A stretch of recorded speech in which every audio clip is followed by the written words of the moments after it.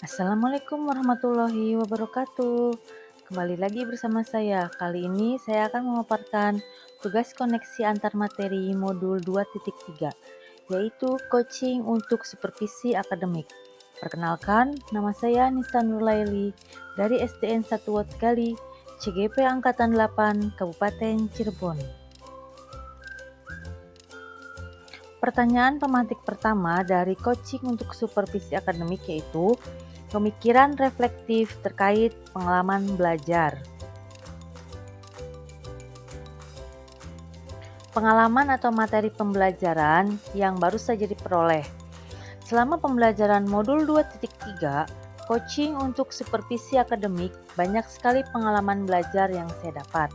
Pengalaman belajar tersebut didapat dengan membaca materi-materi yang tersedia di LMS, kemudian berdiskusi dengan rekan CGP lain dan fasilitator, ada juga dengan berlatih dan praktek langsung coaching dengan rekan CGP lainnya. Supervisi akademik bertujuan untuk memastikan pembelajaran berpihak pada murid dan mengembangkan kompetensi seorang guru.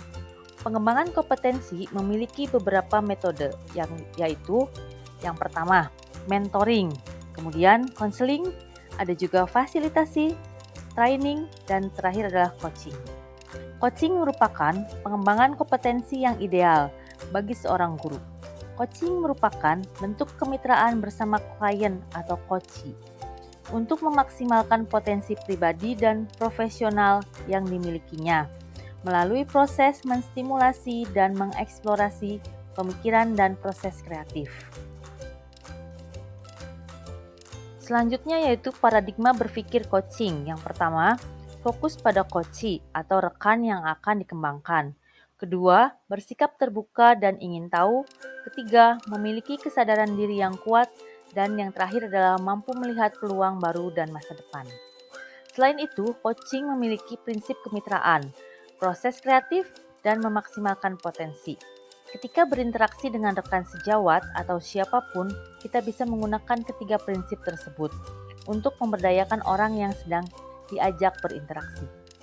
Kompetensi inti dalam melakukan coaching yaitu yang pertama kehadiran penuh, kedua mendengar aktif, dan kompetensi ketiga adalah mengajukan pertanyaan berbobot.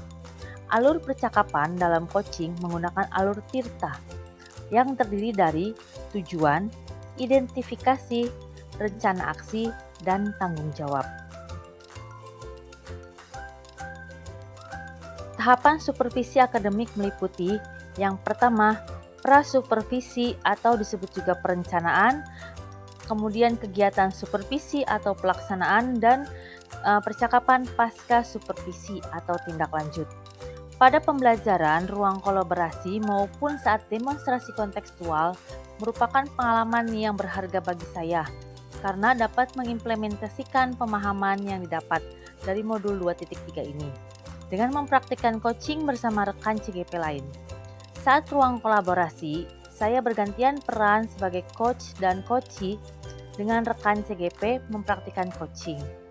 Nah, sedangkan pada saat pembelajaran demonstrasi kontekstual, saya bergantian peran juga dengan dua rekan CGP lainnya sebagai coach, coachee, dan supervisor untuk melakukan praktik supervisi dengan prinsip coaching.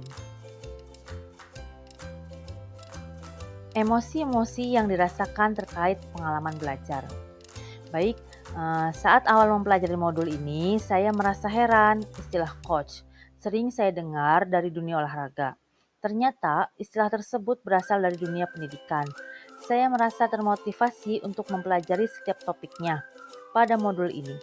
Karena fokus dari coaching ini untuk meningkatkan kompetensi baik pada diri saya saat menjadi coach maupun pada coachee ataupun sebaliknya. Saat mempraktikkan coaching dengan rekan CGP lain, sempat terbenak dalam hati rasa tidak percaya diri, kemudian muncul ketakutan pertanyaan maupun respon saat melakukan coaching tidak sesuai. Ketika berperan menjadi coach, melatih kesabaran. Ingin rasanya membantu coachee dengan langsung memberi saran jalan keluar atas permasalahannya. Namun, coachee sendiri yang harus menemukan jalan keluar dari permasalahan tersebut, dibantu dengan pertanyaan-pertanyaan yang dapat menggali potensi coachee. Selain itu, terkadang Ketika coach memberikan satu pertanyaan, dijawablah oleh coach panjang dan lebar sampai coach memunculkan solusi dari masalahnya sendiri, padahal belum sampai pada tahap pertanyaan solusi.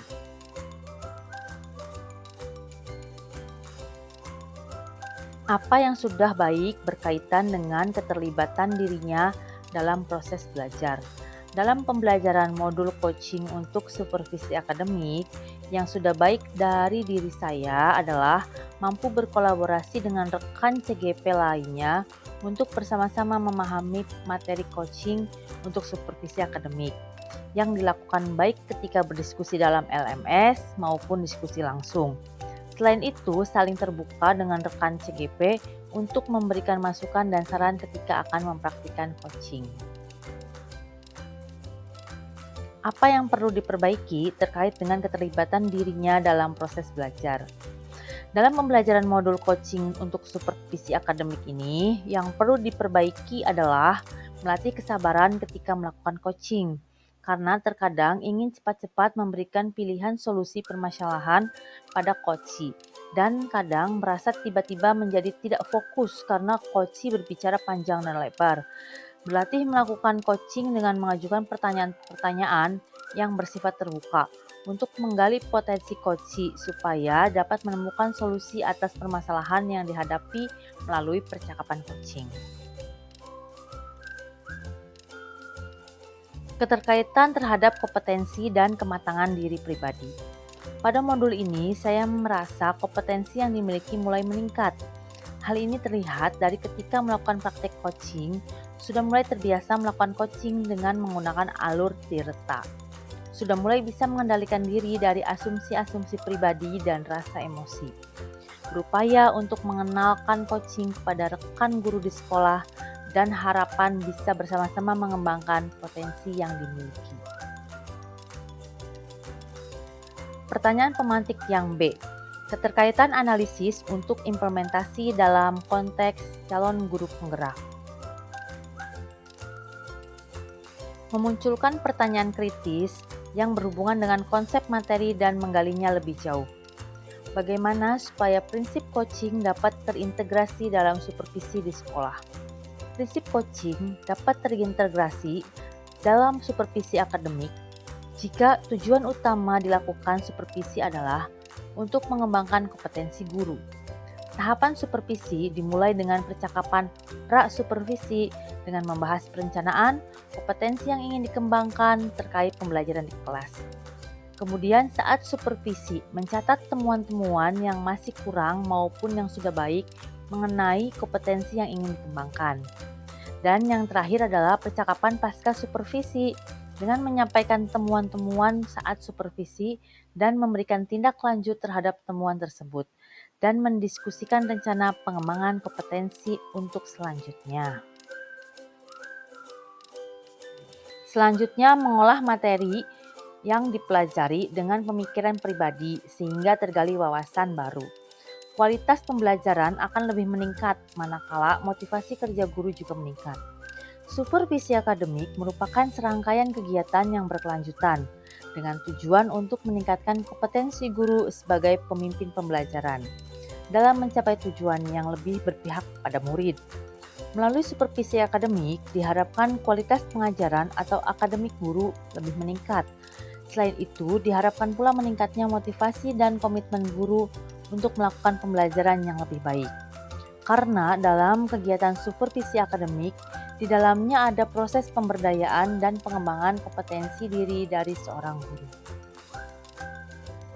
Menganalisis tantangan yang sesuai dengan konteks asal CGP, baik tingkat sekolah maupun daerah. Supervisi akademik sebenarnya bukan hal baru, namun prakteknya selama ini masih bersifat satu arah dan dilaksanakan setahun sekali menjelang akhir tahun pembelajaran. Supervisi akademik seolah-olah hanya menjadikan tagihan yang harus dikerjakan oleh kepala sekolah. Guru-guru cenderung beranggapan supervisi akademik merupakan sebatas penilaian kinerja dan pemeriksaan kelengkapan administrasi dalam tugas menjadi guru untuk melaksanakan pembelajaran. Tantangan yang sulit adalah merubah cara pandang tersebut menjadi supervisi akademik merupakan proses yang berkelanjutan. Memunculkan alternatif solusi terhadap tantangan yang diidentifikasi. Alternatif dari permasalahan tersebut bisa dilakukan dengan memberikan pemahaman kepada guru mengenai supervisi akademik melalui sosialisasi pada forum komunitas praktisi maupun berbagi praktik baik yang dapat diakses melalui berbagai media yang mudah dijangkau guru, ataupun langsung mempraktikkan supervisi akademik dengan percakapan coaching sehingga diharapkan muncul motivasi internal untuk mengembangkan diri melalui supervisi akademik dengan paradigma berpikir coaching. Pertanyaan pemantik yang C membuat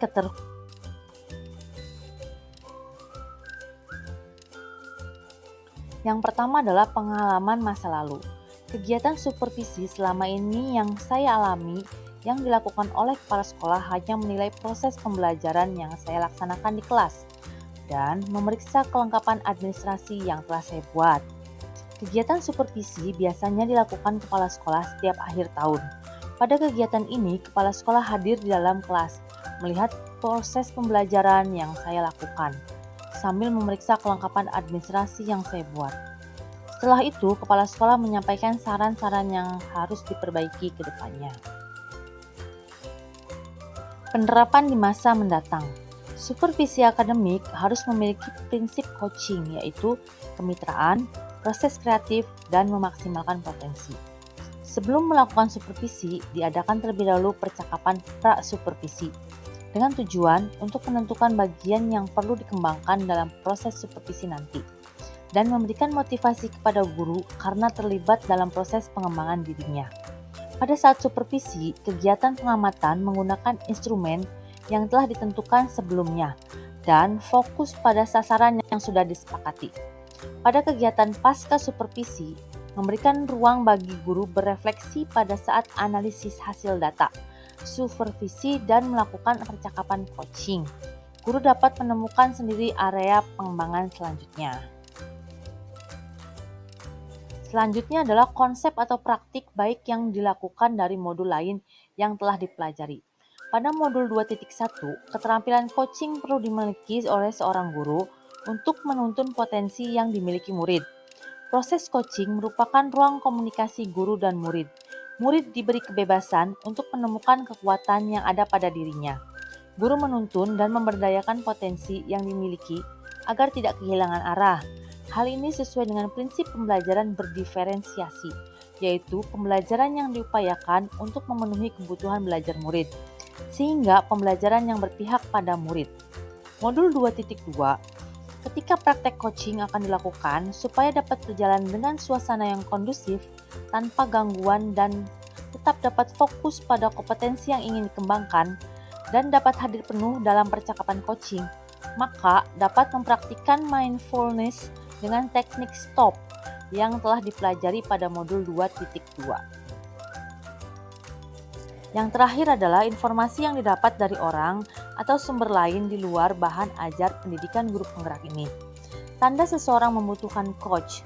Jika seseorang mengalami lebih dari satu situasi di bawah ini, maka kemungkinan besar coaching adalah solusi yang tepat.